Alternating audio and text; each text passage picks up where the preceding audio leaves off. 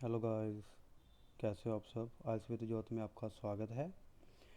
ये मैंने एक चैनल न्यू क्रिएट किया है आप सबकी हेल्प करने के लिए। और इसमें मैं आज के रिगार्डिंग अच्छी अच्छी वीडियोस लेके आता रहूँगा ताकि आप सबको हेल्प कर सकूँ आपके डिज़ायरमेंट को अचीव करने के लिए। चलिए अब शुरू करते हैं। आज क्या होती है? International English language testing system. जो आज का एग्ज़ाम होता है वो जिन बच्चों ने बाहर अब्रॉड स्टडी के लिए जाना है और कईयों ने पीआर और वर्क के लिए जाना है ना, तो वो उनके लिए मैंडेटरी होता है। वैसे तो और भी टेस्ट हैं जो हमारी लैंग्वेज एफिशिएंसी को मेज़र करते हैं, बट जो आइल्स का एग्ज़ाम है वो ऑल ओवर वर्ल्ड अप्रूव्ड है और सभी यूनिवर्सिटीज़ और कॉलेजेस इसको एक्सेप्ट करते हैं। Category of IELTS test. जो आइल्स टेस्ट होता है वो दो तरह का होता है। एक तो एकेडमिक होता है और एक जनरल होता है। एकेडमिक उनके लिए होता है जिन्होंने बाहर स्टडी के लिए जाना है, चाहे वो ग्रेजुएशन करने के लिए जाना है और पोस्ट ग्रेजुएशन या फिर पीएचडी के लिए जाना होता है। एंड जो जनरल आइल्स होती है जिसे हम जीटी कहते हैं, वो जिन्होंने वर्क वीज़ा के लिए अप्लाई करना होता है और कईयों ने पीआर अप्लाई करनी होती है, तो उनके लिए ज़रूरी होता है। Type of IELTS test. Paper based और ऑनलाइन ऑनलाइन टेस्ट जिसे हम कंप्यूटर बेस्ड टेस्ट कहते हैं। और अगर हम देखा जाए तो पंजाब में जो पेपर बेस्ड टेस्ट है इसका काफ़ी ट्रेंड चल रहा है। एंड जो पेपर बेस्ड टेस्ट होता है ये मतलब महीने में 4 बार होता है और इसका जो रिज़ल्ट है वो 13 डेज़ के बाद हमें मिलता है। बट जो कंप्यूटर बेस्ड टेस्ट होता है इसकी फ्रिक्वेंसी होती है वो बहुत होती है, ये एक महीने में बहुत बार लिया जाता है। मॉड्यूल्स इन आल्स टेस्ट। आल्स में 4 तरह के मॉड्यूल होते हैं: लिसनिंग, रीडिंग और राइटिंग एंड स्पीकिंग। ये जो चारों मॉड्यूल होते हैं ये इनका अलग अलग काम होता है ना, ये हमारी अलग अलग तरीके से हमारी स्किल को चेक करते हैं। जो लिसनिंग होती है इसमें 40 मिनट्स दिए जाते हैं, 30 to 40 मिनट्स का टाइम होता है और इसमें 40 क्वेश्चंस मिलते हैं और इसमें 4 पार्ट होते हैं। जो ऑडियो होती है वो 30 मिनट की ही होती है और जो 10 मिनट हमें एक्स्ट्रा मिलते हैं वो हमारे आंसर को ट्रांसफ़र करने के लिए मिलते हैं हमारी आंसर शीट पे। इसी तरह जो रीडिंग होती है वो 60 मिनट्स की होती है और इसमें भी 40 क्वेश्चंस होते हैं, बट इसमें 3 पैसेज होते हैं। रीडिंग में 3 पैसेज होते हैं। और राइटिंग की बात करें तो इसमें भी 60 मिनट का टाइम हमें मिलता है और इसमें 2 टास्क होते हैं, टास्क 1 और टास्क 2। जो एकेडमिक स्टूडेंट होते हैं वो उनका जो टास्क 1 होता है उसमें कोई लाइन बार ग्राफ ऐसे होता है और टास्क 2 होता है वो किसी भी टॉपिक पे हमें मतलब टास्क मिलता है और उसे हमें एक्सप्लेन करना पड़ता है, अच्छे तरीके से हमें प्रेजेंटेशन उसकी देनी पड़ती है। एंड जो जर्नल होते हैं उसमें जो टास्क 1 होता है वो एक लेटर होता है, किसी भी सिचुएशन के ऊपर हम लोग हमें लेटर लिखनी पड़ती है। और जो टास्क 2 होता है वो दोनों का सेम होता है, एकेडमिक और जर्नल का। अगर हम स्पीकिंग टेस्ट की बात करें तो ये जनरल और एकेडमिक दोनों के लिए सेम होता है। ये 11 to 14 मिनट्स के लिए होता है। इसमें एक एग्ज़ामिनर होता है वो मतलब हमें क्वेश्चन पुट करता है। आइए इन दोनों के बारे में हम डिटेल में बात करते हैं। जो रीडिंग, राइटिंग और लिसनिंग होती है वो सेम डे होता है, जिसे हम LRW कहते हैं। जो अप्रॉक्सीमेटली 2.5 घंटे के अप्रोक्स होता है इसका टाइम। और जो स्पीकिंग होती है चाहे वो जो हमारा एग्ज़ाम डे होता है उसी दिन हो सकती है और 1 वीक वो पहले भी हो सकती है और विद इन 1 वीक वो बाद में भी हो सकती है। चलिए इनके बारे में डिटेल में बात करते हैं। लिसनिंग। जो लिसनिंग टेस्ट फॉर्मेट होता है इसमें वो 30 मिनट की ऑडियो होती है। जो लिसनिंग टेस्ट होता है वो एकेडमिक और जनरल ट्रेनिंग दोनों के लिए सेम होता है। इसमें 4 सेक्शन होते हैं और जो रिकॉर्डिंग होती है वो सिर्फ एक बार प्ले की जाती है और इसमें वैरायटी ऑफ वॉइसेस होती हैं। एंड जो नेटिव स्पीकर होते हैं उनकी मतलब कि उनकी कन्वर्सेशन होती है एंड सभी का डिफरेंट एक्सेंट होता है।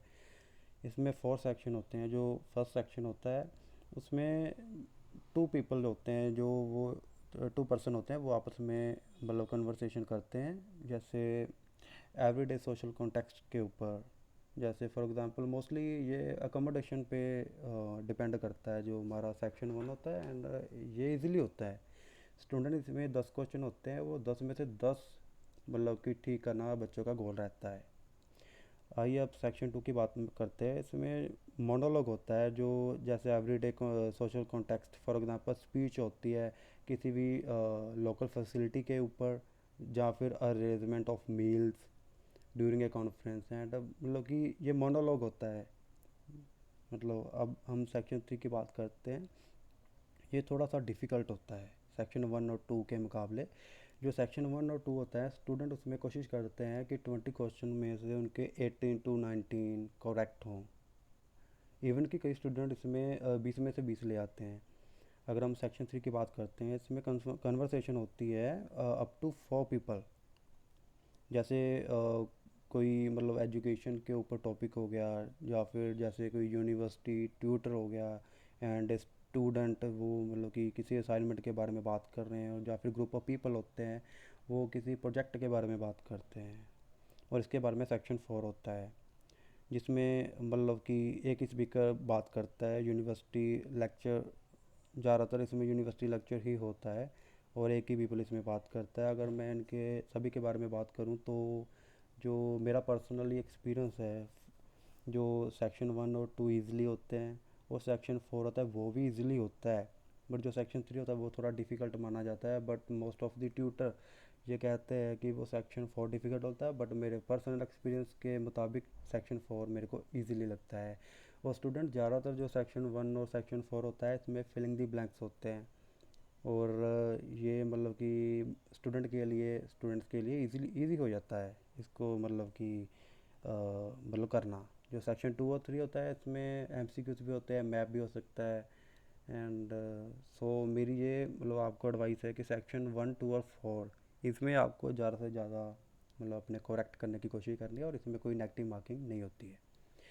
चलिए अब रीडिंग टेस्ट की बात करते हैं। जो एकेडमिक होता है वो भी 60 मिनट का होता है, और जनरल ट्रेनिंग वो भी 60 मिनट की होती है। एकेडमिक में इसमें 3 सेक्शन होते हैं, और हर एक सेक्शन में मतलब लॉन्ग टेक्स्ट होता है, अप्रॉक्सीमेटली 200 वर्ड से 2700 वर्ड इतना होता है। और जो ये टेक्स्ट लिया गया होता है किसी भी बुक वगैरह से लिया होता है, या फिर जर्नल्स, मैगजीन, न्यूज़पेपर से लिया गया होता है, इसलिए बच्चों को रिकमेंड करते हैं कि आप न्यूज़पेपर पढ़ा कीजिए। एंड जो जनरल ट्रेनिंग होती है उसमें भी 3 सेक्शन होते हैं, बट जो जनरल ट्रेनिंग होती है वो थोड़ी इजी होती है अगर हम इसका कंपेयर करें एकेडमिक से।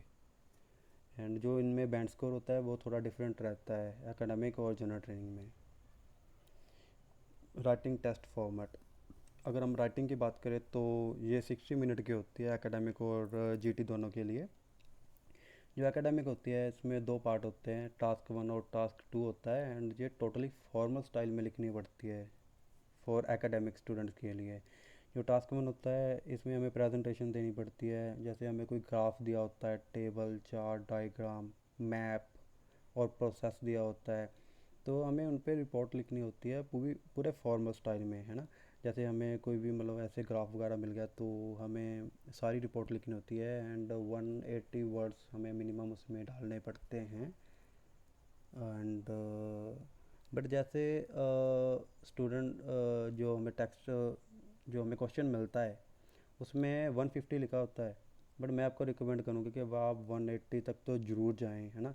अगर हम 180 का सोचेंगे तो हम 160-170 तक पहुंच जाते हैं। अगर हम 150 का सोचेंगे तो अगर हमारी वर्ड लिमिट कम हो जाती है तो फिर हमारे बैंड डिडक्ट हो जाते हैं।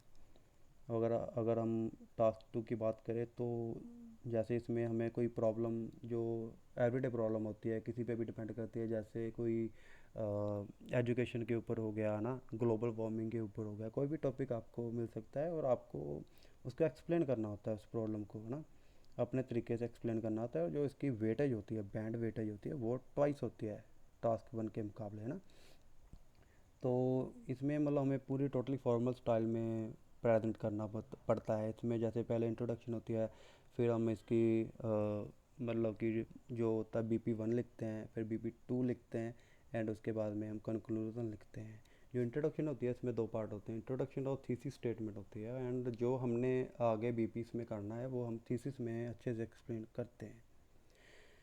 आइए हम जनरल ट्रेनिंग की बात करते हैं। जैसे एकेडमिक में ग्राफ टेबल वगैरह होते हैं ना, बट जो जनरल ट्रेनिंग होता है इसमें एक सिचुएशन होती है और हमने उस पर लेटर लिखनी होती है। वो जो जीटी का राइटिंग एग्ज़ाम होता है वो लेस फॉर्मल होता है as compare to academic. So and जो टास्क टू होता है वो दोनों के लिए सेम होता है।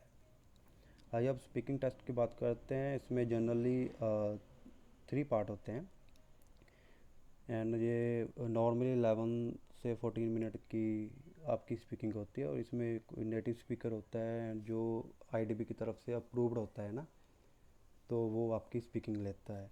इसमें आप ऐसे करते हो, आपका जैसे मतलब कि वेन्यू आ जाता है तो आप वेन्यू पे जाते हो ना, तो आपकी जो बारी आती है आप वहाँ पे एक जो वेन्यू डिटेल होती है और एक पासपोर्ट की फ़ोटोकॉपी और ओरिजिनल पासपोर्ट साथ में लेके जाते हो।